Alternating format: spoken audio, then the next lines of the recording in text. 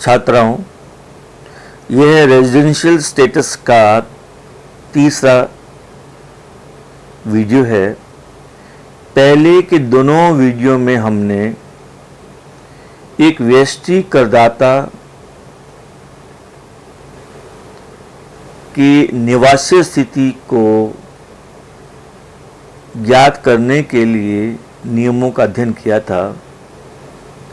आपको याद आ रहा होगा, मूल शर्त, अतिरिक्त शर्तें, 182 दिन, 60 दिन, भारत में रहना, भारत से बाहर जाना, अतिरिक्त शर्तें, 730 दिन, पूर्व के 10 वर्ष इत्यादि इत्यादि।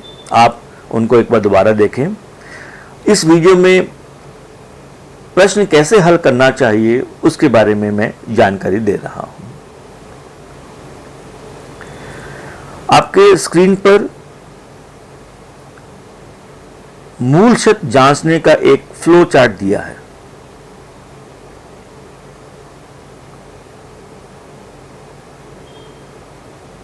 यह स्क्रीन पर छोटा दिखाई देता है, अतः मैंने इसके फॉन्ट बड़े किए और उसको दो हिस्सों में बांट दिया। ये पहला हिस्सा। किसी भी वैश्विक करदाता की निवासी स्थिति जानने के लिए हमें सबसे पहले गत वर्ष 2019-20 में करदाता के भारत में रहने के दिवसों की गणना करनी होगी। Days of stay of assessee in India during previous year 2019-20, यानी 1 अप्रैल 2019 से 31 मार्च 2020 की अवधि के दौरान। ध्यान रहे, भारत में रहने के दिवसों की संख्या ज्ञात करनी है। अगर इस अवधि में वह भारत से बाहर जाता है, उदाहरण के लिए 1 अक्टूबर 2019 को जाता है बाहर, तो हमें 1 अप्रैल 19 से 1 अक्टूबर 19 तक की अवधि लेनी है। अगर वह भारत में आता है, उदाहरण के लिए 1 नवंबर 2019 को, तो अब हमें 1 नवंबर 19 से लेकर 31 मार्च 20 तक की अवधि लेनी है। अर्थात भारत में रहने के दिवसों की संख्या की गणना करनी है। प्रश्न में लिखा हो कि वह बाहर रहता है, भारत में आया है 1 जनवरी 19 को। हमें यहां कंफ्यूज नहीं होना। हमें गणना 1 जनवरी 19 से नहीं करनी, हमें गणना करनी है 1 अप्रैल 19 से, क्योंकि यहीं से हमारा 2019-20 प्रीवियस ईयर प्रारंभ होता है। या प्रश्न में लिखा हो कि वह भारत से बाहर चला जाता है 1 मई 2020 को। हमें 1 अप्रैल 19 से 31 मार्च 20 तक की भारत में रहने के दिवसों की गणना करनी है। मैं इसे बार बार आपको अलग अलग उदाहरणों से समझा रहा हूं, क्योंकि अगर गणना के ये दिवस गलत हो गए तो प्रश्न का आधार खत्म हो गया।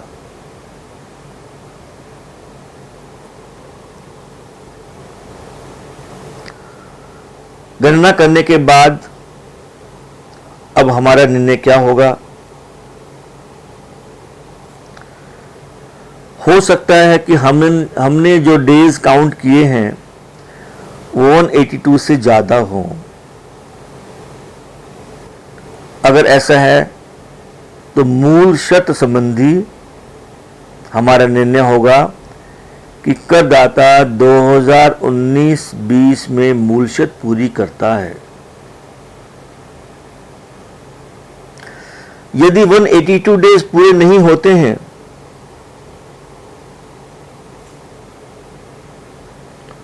तो फिर हमें यह देखना है क्या गत वर्ष 2019-20 के दौरान करदाता ने भारत में 60 दिन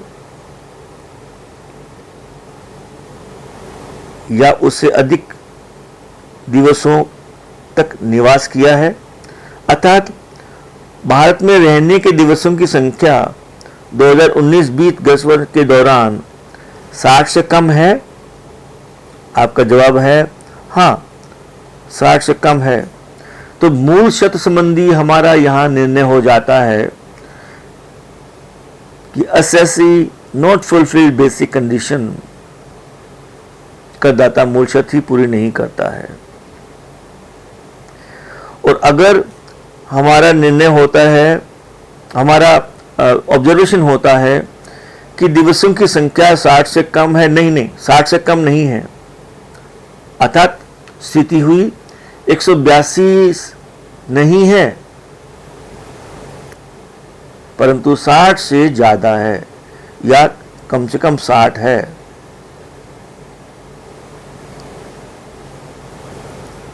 ऐसी स्थिति में अब हमें यह देखना होगा कि क्या करदाता पर मूल शर्त का दूसरा विकल्प लागू होता है।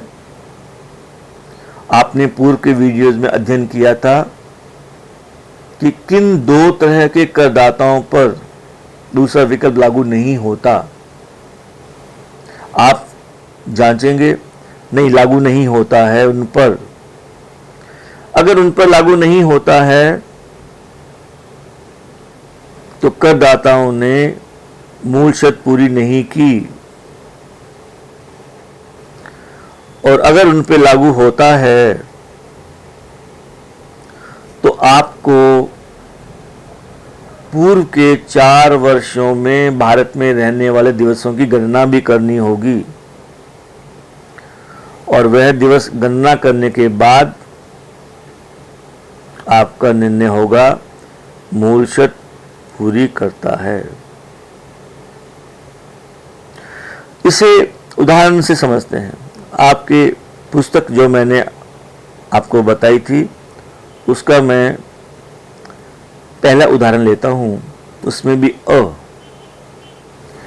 आयकर अधिनियम के अनुसार कर निर्धारण वर्ष 2020-21, इस कर निर्धारण का मतलब प्रीवियस ईयर 2019-20 के लिए निम्नलिखित व्यक्तियों की निवास स्थान संबंधी स्थिति को स्पष्ट कीजिए। अपने उत्तर के समर्थन में कारण भी लिखें। प्रथम उदाहरण का ए, भारत के नागरिक एवं व्यवसायी श्री मोहन जो अजमेर में रहते हैं 16 अगस्त 2019 को रोजगार हेतु फ्रांस गए तथा 8 अक्टूबर 2020 को वापस भारत लौटे। वे इसके पहले कभी भी भारत के बाहर नहीं गए। कैसे करेंगे? जैसा मैंने तरीका समझाया है, एक व्यष्टि करदाता के लिए मूल शर्त पूर्ति करने संबंधी सबसे पहले हम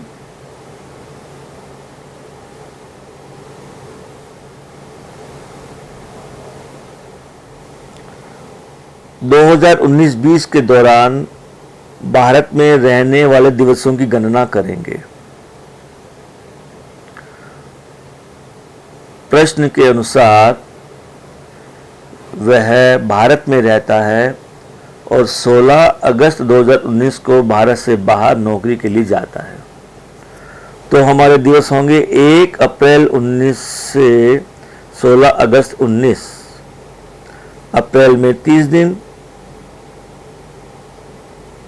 मई में 31 दिन, जून में 30 दिन, जुलाई में 31 दिन और अगस्त में 16 दिन, कुल 138 दिन भारत में रहा। चूंकि यह भारत में 182 दिन से कम रहा परंतु 60 दिन से ज्यादा रहा, हमें यह जांचना होगा कि क्या करदाता पर मूल शर्त का दूसरा विकल्प लागू होता है। हमने पढ़ा था 2 प्रकार के करदाताओं पर मूल शर्त का दूसरा विकल्प लागू नहीं होता। करदाता भारतीय नागरिक है, भारत में रहता है, गत वर्ष 2019-20 के दौरान नौकरी हेतु भारत से बाहर जाता है, ऐसी स्थिति में दूसरा विकल्प लागू नहीं होता। हमारे इस प्रश्न में मोहन 16 अगस्त 2019 को भारतीय नागरिक है, भारत में ही रहता आया है, परंतु भारत से बाहर नौकरी के लिए जाता है, अर्थात इस उदाहरण में दूसरा विकल्प लागू नहीं होता है। जब दूसरा विकल्प लागू नहीं हुआ, जब दूसरा विकल्प लागू नहीं हुआ है तो मूल शर्त पूरी नहीं कर सकता, क्योंकि प्रथम विकल्प 182 डेज भारत में रहने की आवश्यकता बताता है, दूसरा विकल्प लागू नहीं होता। और हमारे इस उदाहरण में करदाता 182 डेज 2019-20 में नहीं रहा है, अर्थात वह मूल शर्त पूरी नहीं करेगा। जब मूल शर्त पूरी नहीं होती तो अतिरिक्त शर्तों की जांच नहीं करनी है, यही निर्णय दे देना है। निर्णय क्या होगा, कैसे लिखेंगे? गत वर्ष 2019-20 के दौरान करदाता मूल शर्त पूरी नहीं करता है, अतः वह अनिवासी है। हमने पढ़ा भी था अपने वीडियो प्रथम और द्वितीय में कि यदि करदाता वैश्विक करदाता 2019-20 गत वर्ष के दौरान does not fulfill basic condition, we will not check additional conditions. Our decision will be he is non-resident, NR है, अनिवासी है। इस प्रकार से हमें किसी प्रश्न को हल करना है। अब इस प्रश्न का एक हिस्सा और है,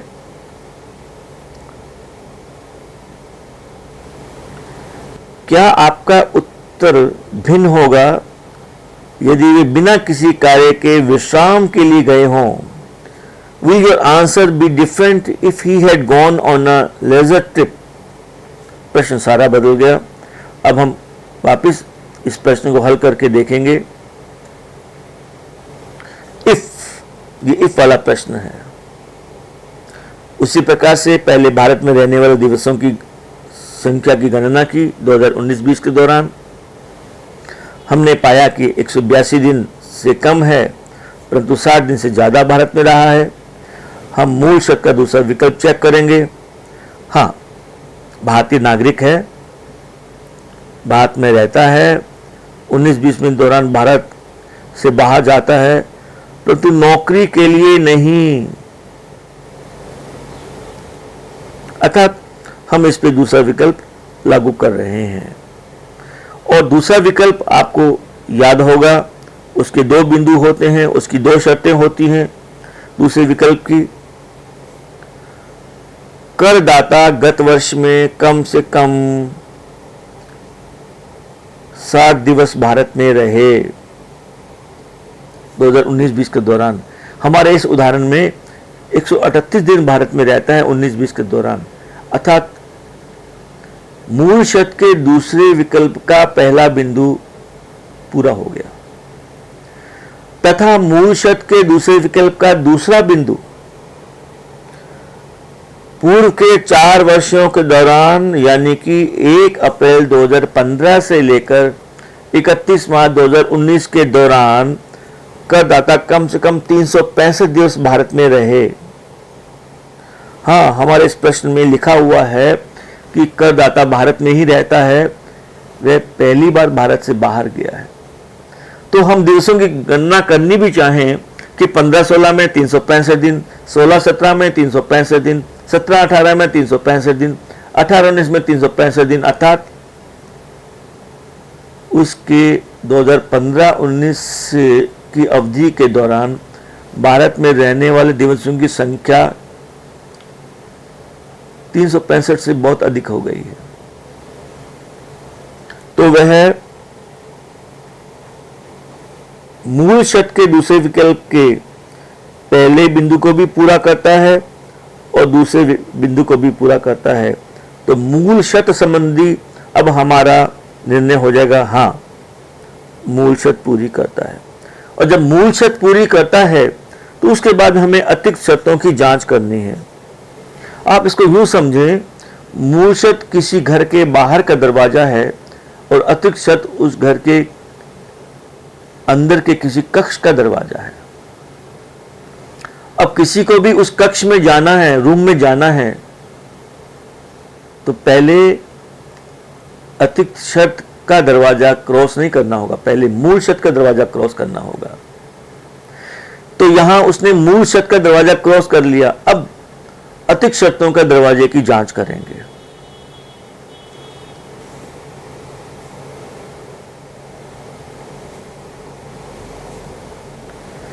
प्रथम अतिरिक्त शर्त आपको याद होगी,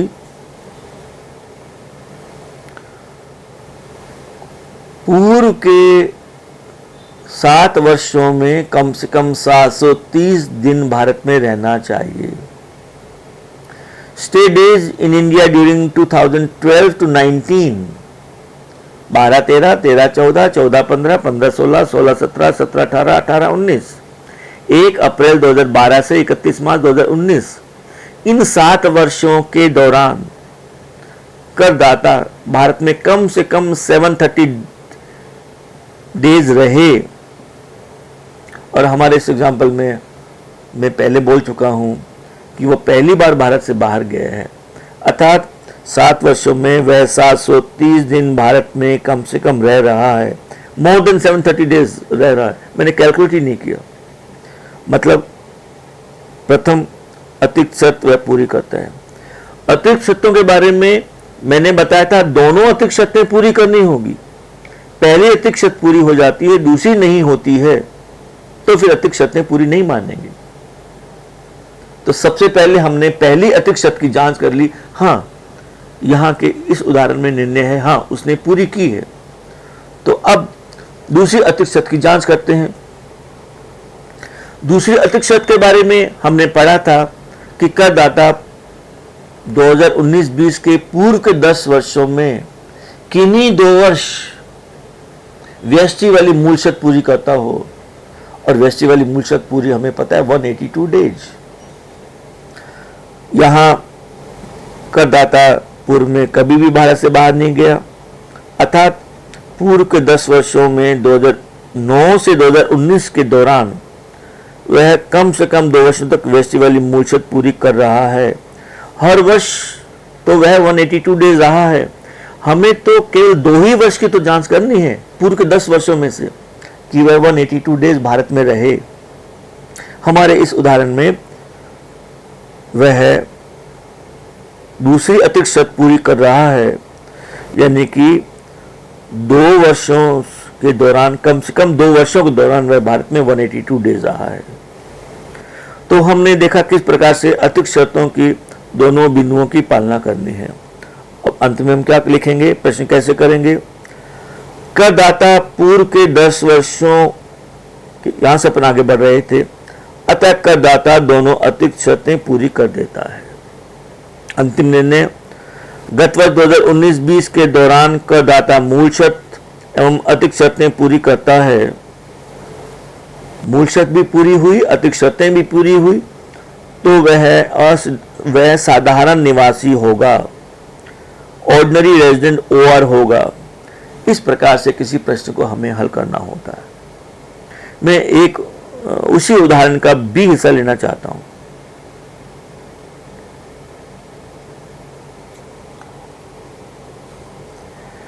श्री कार्टर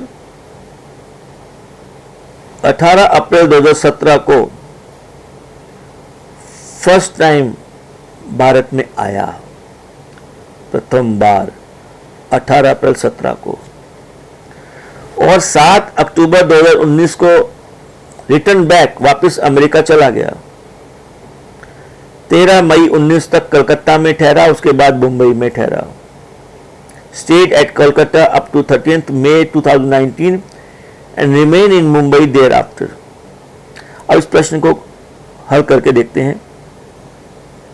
जैसे पहले बताया, सबसे पहले करदाता 2019-20 के दौरान भारत में कितने दिन रहा, गणना करनी है। अब हमारे इस प्रश्न में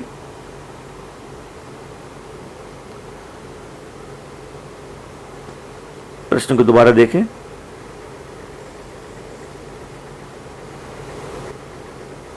अठारह अप्रैल 17 को पहली बार भारत आया। 18 अप्रैल 17 को हमें यह देखना है 1 अप्रैल 19 से 31 मार्च 2020 इस अवधि में भारत में कितने दिन रहा। पूर्व का नहीं देखना, 31 मार्च 20 के बाद का नहीं देखना, मूल शब्द के पहले विकल्प के संबंध में जांच करने के लिए। तो 1 अप्रैल 19 को भारत में था, 7 अक्टूबर 19 को भारत से चला गया। तो अप्रैल, मई, जून, जुलाई, अगस्त, सितंबर और 7 दिवस अक्टूबर के कुल 198 डेज, अर्थात वह भारत में 182 दिन कम से कम 2019-20 के दौरान रह गया और हमारा निर्णय हुआ मूल शर्त पूरी हो गई। जब मूल शर्त पूरी हो गई तो अंदर वाले दरवाजे की ओर जाएं, अतिरिक्त शर्तों की जांच करें। सबसे पहले पहली अतिरिक्त शर्त, और पहली अतिरिक्त शर्त के बारे में 2012-19 अर्थात गत वर्ष पूर्व के 7 वर्षों में कम से कम 730 दिन भारत में रहे। हम यहां गणना करते हैं। 18 अप्रैल 2017 को भारत आया था और 31 मार्च 2019 तक भारत में रहा। तो 18 अप्रैल 17 का मतलब 17-18 में 348 दिन भारत में रहा। आप गणना करके देखेंगे। 31 मार्च 19 तक भारत में था, अर्थात पूरे 18-19 के दौरान 365 दिन वो भारत में था। 18 अप्रैल 2017 से पूर्व के वर्षों को तो ले नहीं सकते क्योंकि भारत था ही नहीं। तो इस प्रकार से पूर्व के 7 वर्षों में वह केवल 713 दिन भारत में रहा और पहली अतिरिक्त शर्त की मांग है 730 दिन भारत में होना चाहिए, यानी कि प्रथम अतिरिक्त शर्त पूरी नहीं होती है तो दूसरी अतिरिक्त शर्त की जांच करने की आवश्यकता नहीं है। अतिरिक्त शर्तें तो 2 हैं, दोनों ही पूरी होनी चाहिए। दोनों के बीच में इंग्लिश वाला एंड लगा हुआ है, ये भी तथा वो भी। तो हमारा निर्णय होगा 19-20 के दौरान करदाता केवल मूल शर्त पूरी कर रहा है, अतिरिक्त शर्तें पूरी नहीं कर पा रहा है, तो वह असाधारण निवासी है। As the assessee fulfills only basic condition during PY 1920, therefore he is not ordinary resident. तो इस प्रकार से हमें अपने प्रश्नों को हल करना चाहिए। आप इसका अभ्यास करेंगे, पुस्तक के बाकी सभी इससे संबंधित एग्जाम्पल और क्वेश्चन सॉल्व करके देखेंगे। आपकी इसमें कोई प्रॉब्लम होगी तो हम एक वीडियो कॉन्फ्रेंसिंग के माध्यम से, जूम वीडियो कॉन्फ्रेंसिंग के माध्यम से कक्षा लगाएंगे और आपके इन प्रॉब्लम को सॉल्व करेंगे। धन्यवाद।